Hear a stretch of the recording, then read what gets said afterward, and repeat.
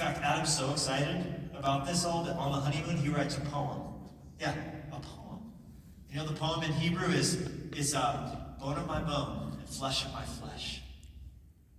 Which if you translate that from the Hebrew into our modern culture, it's apple bottom jeans and them boots with the fur.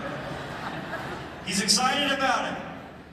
And Adam is not corrected by God. God doesn't go, Adam, get your mind out of the gutter. God intended for them to enjoy this gift of sexuality within the marriage bed, right? So I think he knew what was going to happen next. He brought these two to each other. They were naked. He blessed them, left them alone. I think God knew what was going to happen next, and that was his plan. Sex is pleasurable, but it's also powerful. And powerful things always come with instructions. So God gave instructions. The instructions were, therefore a man shall, this is Genesis 2:24, write it down, Genesis 2:24. Therefore a man shall leave his father and mother and be joined to his wife, that's the marriage bed, that's sexuality, and they shall become one flesh. So here's God's guidelines for sexuality. One man, one woman, coming together in a covenant arrangement for one lifetime before the Lord, the marriage bed. Kept within that arena, it's wonderful, it's pleasurable, it'll bless you, it'll encourage you, it'll cheer you up, it's very fun. That's all the bliss, all the joy. The Bible's not scared of the joys of sexuality, but it's kept within that arena in which it's pleasurable, it's powerful, but safe. But you take that gift out of that specific context, out of that arena, and experience it anywhere else other than one man with one woman coming together for one lifetime. And anything other than that departs from God's plan. And what happens? We get hurt. Because sex is not just pleasurable, it's also powerful.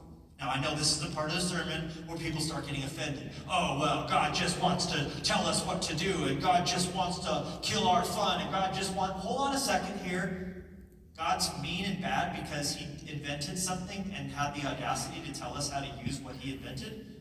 Do you hear yourself? Do you go to Home Depot, buy a chainsaw, and then get an attitude when you open up the box and there's a bunch of rules inside of it? You're like, oh, they don't want me to have any fun. No, you know intuitively Home Depot gave you the rules because a chainsaw is powerful. It's not that they don't want you to have any fun, it's that they don't want you to chop your freaking arm off, right? So why do we get an attitude when the Most High invents something powerful but then tells us how to do it? Why would we give more positive intent to Home Depot than to God who loved us and sent his son Jesus to die for us? Clearly, he wants what's best for us. And he knows that when you take what he told you not to touch, it can keep you from experiencing what he wanted you to have all along.